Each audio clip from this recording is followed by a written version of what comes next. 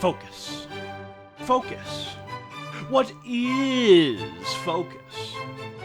One of the key ways a filmmaker can direct the attention of their audience is with focus.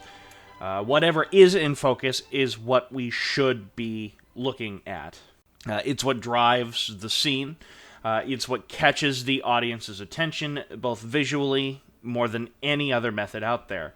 Now, there is shallow focus, and then there is deep focus. Now, shallow means the depth of field is really small, which is something we see a lot today, that is quite popular today. And then there's deep focus. Deep focus is less common, but essentially the depth of field is much, much larger, so much more is in focus. Citizen Kane often faked deep focus by combining 2 or even more shots together to make the otherwise impossible deep focus possible. But deep focus requires a lot of light, which is fine if you're shooting outdoors. But what about inside? Like in a scenario like this, where the lighting is rather low-key. What if you're like me, who is also working with $10 and a ham sandwich to make their productions? Well, ta-da! This, my friends, is a split focus diopter lens. Essentially, a split focus diopter is exactly what it sounds like. It is a diopter lens cut in half, hence a split focus diopter. This one is mine. I have 2 of them because of the different size lenses that we have, but this is the one that we most commonly use. I love this thing. What it does is actually quite simple. You mount it in front of your main lens, and now you've basically split the focus of your given shot. Now you can cheat the depth of field by having 2 focal planes, one close up and the other in the background. One of the most famous examples of the split focus diopter is in Jaws, or perhaps any Brian De Palma movie, such as The Untouchables. There's quite a few in there, and Carrie, etc., etc. Blowout has a lot of them in there. But unlike deep focus, the split focus diopter, as I just explained, allows you basically 2 planes of focus. Everything outside of those 2 planes remains out of focus, often leading to an uneasy or tension-filled shot, which is why the method became quite synonymous with thrillers. The audience sees a shot and subconsciously knows that something is off about it. Your focus as an audience member is now split between what is in the foreground and what is in the background. This could be due to 2 actions happening simultaneously that are important to the plot, or to draw tension to your subject matter. Of course, you're not limited to just that. There's so many ways you can do it, but those are the most popular reasons why somebody would use a split focus diopter. Now, this method has fallen vastly out of favor in recent years because, quite frankly, a lot of the camera tricks like this can just simply be done in post. I look at this shot from Star Wars Episode 3, which could have easily been a split diopter, but instead is just digitally and awkwardly spliced together with a computer.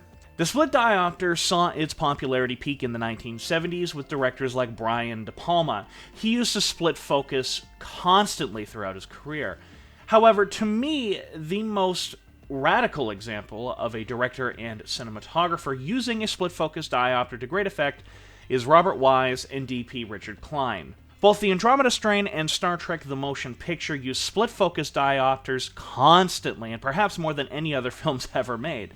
The Andromeda Strain, for example, has 206 split-focus diopter shots in the movie. And I know Star Trek The Motion Picture is not that far behind. But it works in these movies because of the low-key element of these films' locations. They're relatively small and they're confined, where our protagonists are trying to find a solution and answer to the questions at hand. Now, mix that with the emphasis on technology and the alienation of, the human element, and suddenly using the split-focus diopter makes perfect sense, not just as cheating the depth of field, but also making the audience subconsciously know something is off. After all, one of my favorite slogans for the Andromeda Strain is a movie of deep corridors and hallways. However, recently, and kind of thank God for that, the split-focus diopter has begun coming back into favor, and thank God. Quentin Tarantino uses it quite a bit. Though I didn't watch it, evidently the Watchmen TV show uses it quite a bit. Hell, even Toy Story 4 recreated a split-focus diopter using a computer. Recently, I was watching episode 1 of season 3 of The Boys, and I noticed that that had a split focus diopter in there. Something that also gets overlooked with the split focus diopter is the ability to allow your audience to essentially edit without the need to actually edit in post-production. While I have yet to really play with this concept, Brian De Palma plays with this concept in spades. Allowing for two focal points, especially in an anamorphic widescreen frame, gives the audience two subjects to focus on. Why this technique works best in CinemaScope aspect ratio is because it's just such a wide screen frame. It's naturally that wide. With more screen, there is naturally more space that needs to be filled. That's one reason why anamorphic widescreen isn't necessarily very good for close-ups. If anybody says Sergio Leone begs to differ, he did not use anamorphic lenses. He used a technique called Technoscope, which cheats the widescreen aspect ratio. I've done an entire video about that. Using a split focus diopter is great for letting the audience use their eyes to do the editing for the editor. As an audience member, you can look back and forth between the subjects and wonder what they are thinking, what they are possibly saying. You can understand what two or more characters are. They might have dual mentalities within a given scene about a given situation. This, again, is why the split focus diopter works so great in thrillers, because this mentality can be ripe with tension. If someone were to ask me what is my favorite kind of shot in a movie or TV show, easily, it would be a split focus diopter shot. Now, interestingly, when I was in school, I asked a couple of my film professors about this technique, and most of them had absolutely no idea what it was. They had no clue the split focus diopter shot was even a technique used by filmmakers stemming all the way back to the 1940s. This depressed me, which made me do a lot of research on the technique, and naturally I bought two of my own and began to play with it. Now let's break down the times I've used a split focus diopter and what we can learn from my trials and errors, and I have plenty of errors with the split focus diopter and using this technique.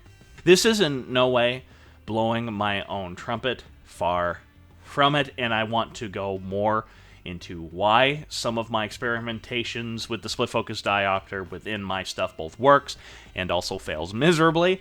But Pineapple, ironically, is our first and probably best example of using the split focus diopter.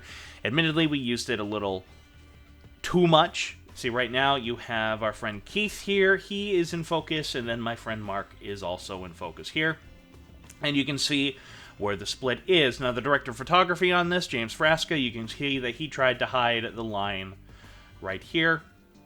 Not handled perfectly, but you'll see that a lot in split focus diopters. You will see the actual split. This, to me, is some prime split focus diopter. I think that looks really good. Because he's saying a line, and he's having a reaction to said line, so you're cutting back and forth between the two. There's some in here that just don't work. Like this one, for example, just does not work. I mean, what's the message we're trying to tell here? But this is perhaps my favorite split focus diopter in this particular example, and that's because the line is hidden on both the white tarp and down here. You only see a bit of blurring right here, but I love how the gun is in focus and I am in focus. This shot here is from FM 132.9. Why I think this works is because there are two actions happening simultaneously at the same time. There is her reaction to it, and then there's her reaction to it, and you can barely see the line. But this, in my opinion, is the one good split focus diopter shot in here. We did a little bit too much experimentation. There's a couple in here that just don't work, and I'm going to explain why in a little bit. Here's another one. Why is this a split focus diopter? Why? Why is this in focus and that's in focus? That makes why? I don't know.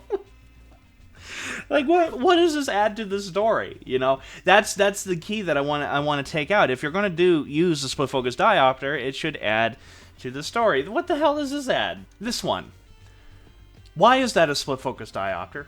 What is so riveting about this cup also being in focus? Now, I remember when the shot was done, I remember the camera people were like, I have an idea for a split focus diopter shot, and instead of me being, you know, a director and saying no, I said, go ahead. What does that add to the story? Maybe if the cup was steaming, and maybe if it was framed a little bit better, but if the cup was steaming, maybe that would add something to the story. It would add motion, certainly, to an otherwise relatively still shot, and maybe that would make a little more sense, but as it stands, this is probably the worst split-focus diopter shot I have in my stuff. Now, this is from a more recent short film that we did called Sierra, which is sort of like a modern-day Western. That will be released eventually. But this is the only split-focus diopter shot within that film. Sierra originally had more planned split-focus diopter shots within the movie. However, I had to cut a lot of them out because of the restriction of time, which is really important here. This is really important, and it's an important note about the split focus diopter, and that is it requires a lot of time and careful framing. What you need to do is you need to focus your lens on your background subject first, and then you have to manually place your foreground subject based upon that main lens's focal point. So basically, that means a lot, and I mean a lot, of careful staging and timing, especially for the subject that is within the foreground. But why do I think this shot works? And that's because this is all about characters who are not on the same wavelength, especially in the beginning before the action really starts beginning, that first 3 minutes of the short film. Really, except for these two characters, and thus, when they turn to talk to the other guy, they are both of the same mind. They understand each other and stuff like that. It's too brief in the film for it to really have sunk in like I wanted it to, but that was the mentality behind it. Having said all that, this leads me to our most recent project, which is Turnaround, which we submitted for a 48-hour film festival. Now, Turnaround used the split focus diopter throughout the entire film, really, and let's just say we learned a lot more about the technique here than on anywhere else, even on Pineapple. There are shots within Turnaround, mainly because of the rushed nature of a 48-hour film festival, where you only have 48 hours to write, direct, and edit a movie together, that we found many flaws within using the split focus diopter as a tool. One of the big ones that I noticed was softness, where if the focus is not 100% there, it is soft, and you will notice the softness. Even in this shot here, you'll see that our buddy here, Antonio, is slightly soft. I mean, what I can do is I can go in post-production, and I can, certainly straighten that out. One thing I would also do is just color this a little bit better, just crush the blacks a bit more and raise the whites a bit more. But I could certainly just sharpen the image by about 2%, and that would take care of 90% of the problem. But with a 48-hour film festival, we didn't have the time to do that, which is why I want to re-edit this movie a little bit later. The other thing that we began to notice on this one, because it was a bright, hot, sunny day, is that the line became unbelievably visible. Now, you saw on Pineapple that the line was basically stretched. You never saw a hard line. But on this, you can. Now, we noticed this line all throughout shooting Turnaround. There's a couple of examples here. Yeah, you can see the line here as clear as day. And here's another example where he's a little soft. He shouldn't be soft. And we were shooting in the depth of field where we could get all three kind of in focus. He's slightly soft, and that should be a problem. But this line here is what drives me crazy. You'll also notice it here as well. There's the line. You can see that. Now this here was a sacrifice that we kind of had to make just because of the framing. That's fine. I can deal with that. It's this goddamn line that's right here that is driving me fucking crazy. Like, why is that? And this is something that a lot of people who utilize the split focus diopter run into problems with as well. And we tried everything to try to get rid of this thing that made logical sense, but we just couldn't get rid of it. So what the hell was causing this line? And the reason why I want to go into this is because I know damn well that if you start using a split focus diopter, you're going to run into this problem too. So in this diagram is roughly what our shooting situation was. Now, when we looked through the viewfinder, we noticed that line showing up. We did see it on set. So naturally, we thought it was this light here, since that was the light shining towards the camera and hitting the split line within the split focus diopter, so we moved it, and yet that line persisted. Now, we couldn't keep messing around with that. We had to get the shot and move on. That's the nature of a 48-hour film festival. So only after taking everything home with me and playing with the lighting myself in the confines of actually this room right here, did I discover what was causing that line. And it was actually this light instead. Now, this light was reflecting off the diopter's glass itself and hitting the split, making it visible on screen. So going forward, when using the split focus diopter, which I certainly will be doing, we will keep that in mind when setting up the lighting. And perhaps you should as well, to avoid the same problems that we did. Nevertheless, we did get several good uses of the split focus diopter and turnaround. This shot here, to me, is the epitome of everything a split focus diopter shot should be doing. In fact, it's probably become one of my favorites, certainly within the top 3 of the split focus diopter shots I've done within my work. It is an uncomfortable shot, and that's because we're shooting it, the main lens is a 24mm lens. We're then putting an anamorphic lens on that's going to distort your image a little bit more. So what happens is it's basically given a little bit of a warp on our foreground subject to make it just a little bit uncomfortable, which I like. And then there is the gun right here, the gun in the background. That is what is in focus. That is what's driving the tension within the scene. I love split focus diopter shots, okay? I get giddy. I literally get giddy every time I see someone using a split focus diopter shot in a movie. And it's fun to spot.